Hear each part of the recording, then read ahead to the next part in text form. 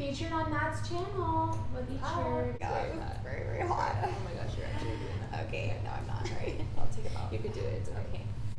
You're gonna get like 3 views on this video. Is that Okay. Is that a nursing bra? It is a nursing bra. Don't judge me. No, I feel like we're gonna laugh so much. Okay, gosh. Okay, stop. I'm serious. Hi. I know, I'm like super burpy and gassy. Gross. Let's edit that. Hi guys, I am very excited because my sister is going to be joining me in this next episode. We are sisters, same mom and dad. She looks more like our dad, Yep. and then I look like I don't even know who. Maybe I was adopted because I feel like I don't really look like anybody. But fair skin,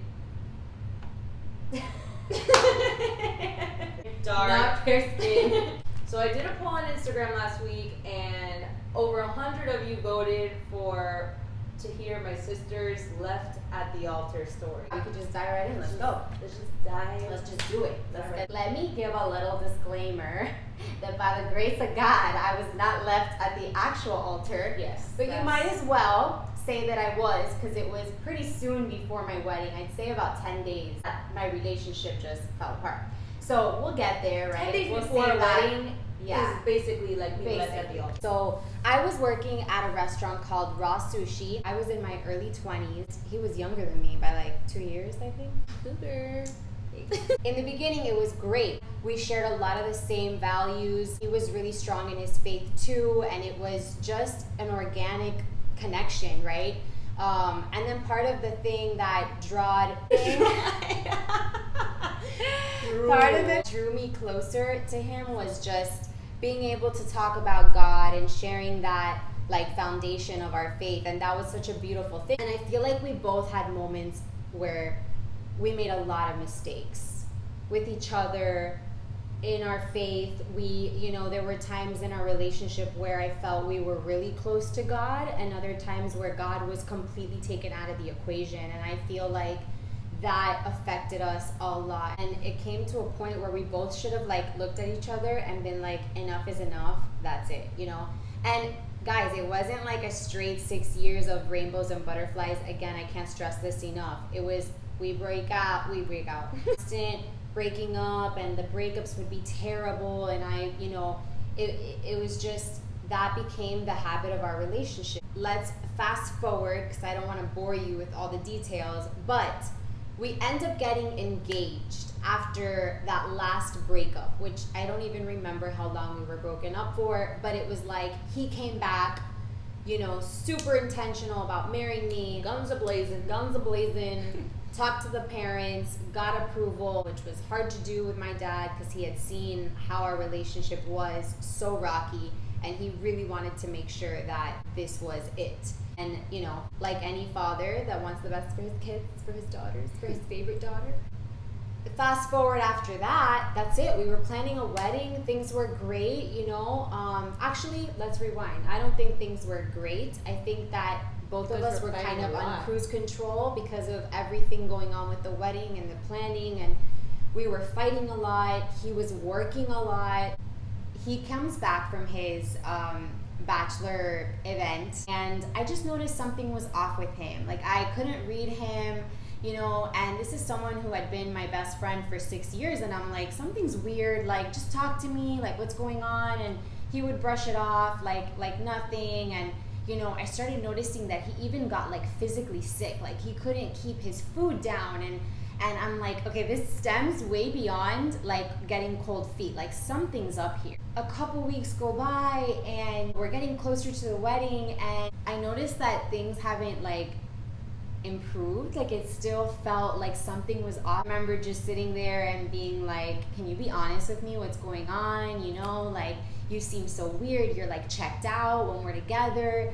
And he just didn't have like a straight answer for me, and I'm like, okay, like, but just tell me, like, what is it? Is it me? Is it the wedding planning? And it was just always in this like back and forth that I never felt he just gave me like a direct answer, until one day, which was about 10 days before the wedding, he sits me down in our little apartment, our future apartment, was like, I can't go through with this. I think I blacked out. Like, I don't even remember anything after that. I asked him every question in the book. I was like, is it me? Did you find somebody else? And he couldn't give me an answer. He just said it was an internal feeling that he felt uneasy and he couldn't do that to me. You know, that I deserved to have a guy that's 100%, you know, in it, and that when that day comes that there should be no doubt and no hesitation. And I agreed. So there was no other way out except to just part ways at that point. I had all these questions in my head about why, and ends up, I mean, this is probably the juiciest part of the story, but it ended up being that I found out later on there was somebody else. And I'm not going to get into the details of that. That's between him and God. And honestly, there's always two sides to a story, but just based on what I was told and what I saw, that's what happened.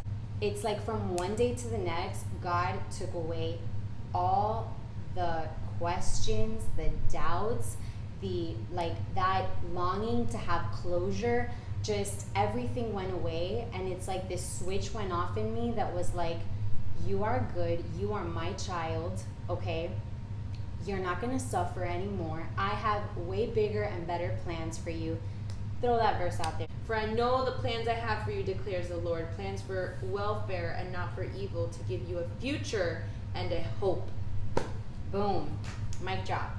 So guys, that's what I had. I had hope again for my future, and every day that I kept seeking God in the midst of my pain, I felt like God just was little by little restoring my heart, restoring my soul, and I can't describe that feeling. It was incredible.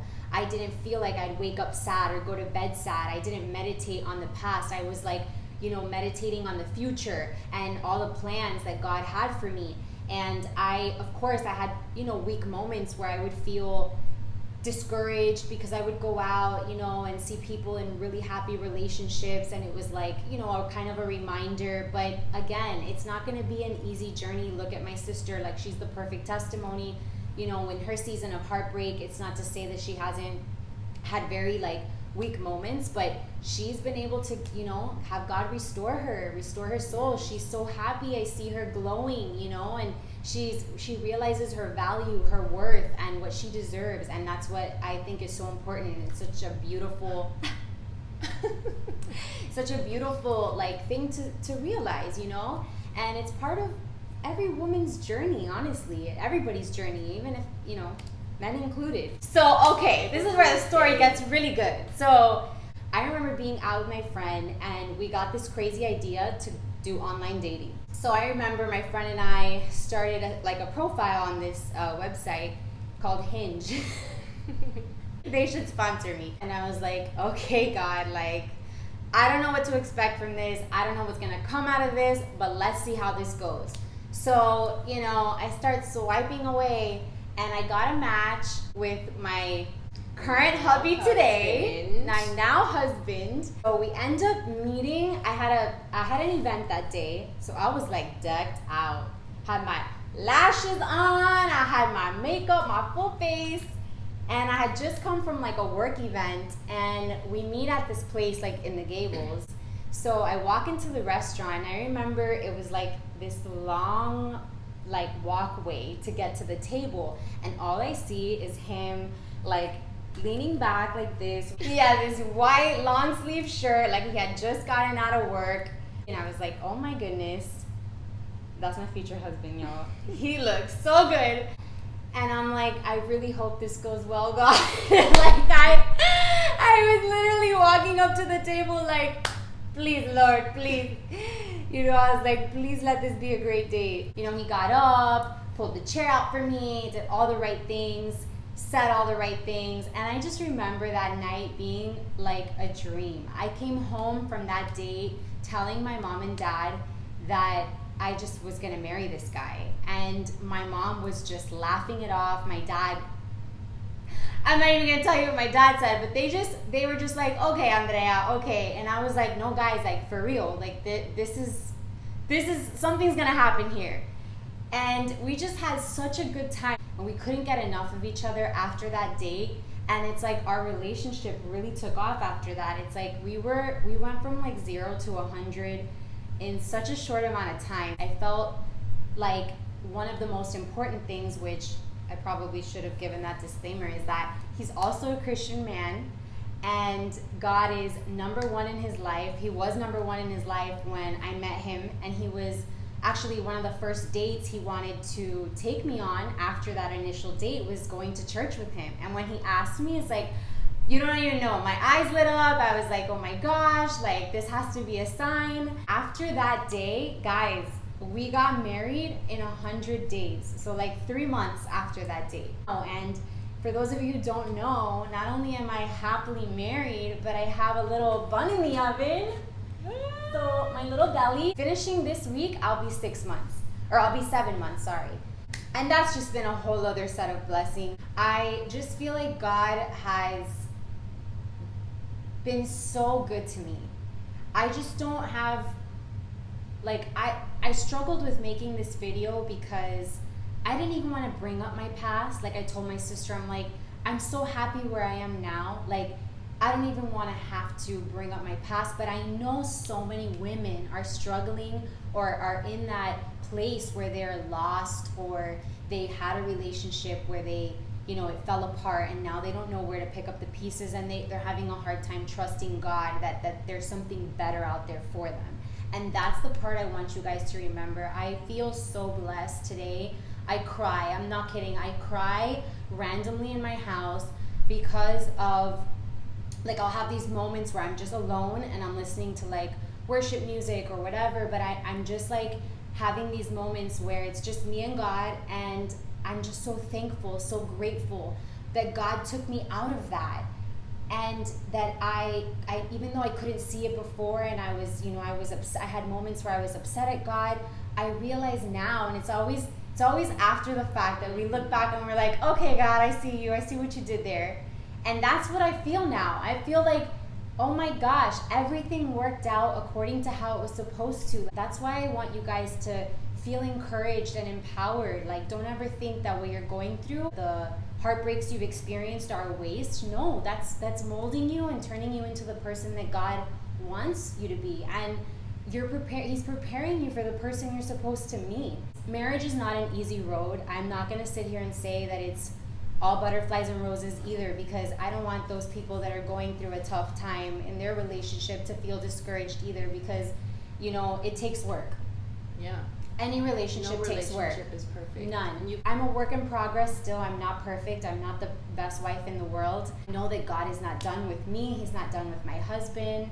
I can't wait to see what God has in store for both of us. But for what I can tell you guys right now is, like, hang on to that hope, because God is going, and wait on God. Do not settle. Don't ever feel like you need to settle, because when you are in a good place and you finally meet that person that you're like, okay, like this is what was meant to be from the start. You feel at peace. Oh my gosh.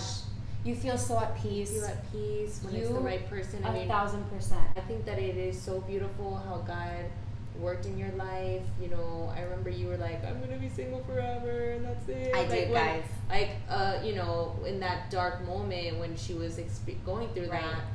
But it's just crazy how God just, like, there's a verse that says something like, I will do exceedingly and abundantly more than you could ever imagine. Something like that. I don't know if I'm saying it right, but, and he really did. Like, Andrea did not think that 5 months from the time that she was supposed to get married was she gonna meet the guy that she was gonna spend the rest of her life with, and ended up being the love of her life. So, and let me just say this too. I was 28 when I met my husband. How old are you? I'm 28.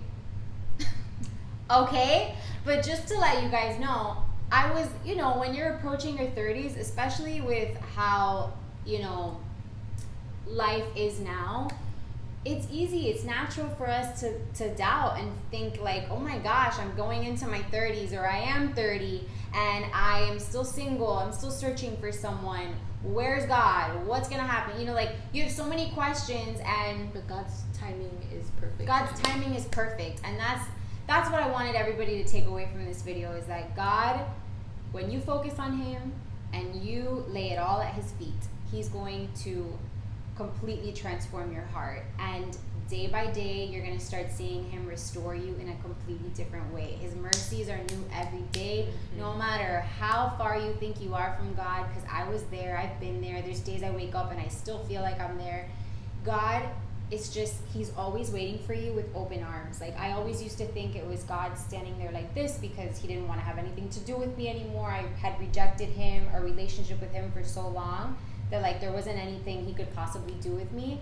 And I just remember, if there's anything I took away from church on Sundays, was that run to God, not from God. When you're going through those dark valleys, you know, you're not walking through that alone. And so that's really the beautiful part of my story, is that even though I went through such a traumatic thing, right, practically left at the altar, my life ended up turning out so much better than I could have possibly imagined. I did get my dream fairy tale. All that's left is for my little baby to pop out in a few months now. We're so excited. So excited. This has been like the biggest blessing yet in our lives, but God is still at work. This is a verse in Isaiah. It's Isaiah 43:1, and I just remember, this is what I read this morning, and then I just had to share because it's one of my favorite verses. I love it. But now, Jacob, listen to the Lord who created you, O Israel. The one who formed you says, do not be afraid, for I have ransomed you. I have called you by name, and you are mine. That's beautiful. When you know that you're his and you're a child of God, everything's going to be all right, guys. Thank you, Dre, for sharing your story. This was so exciting. I know that people were encouraged by it. I hope always so. am, by you and your story. So thank you for Love being you. on my little channel with me. Love you. Anytime. God bless you guys. Love you.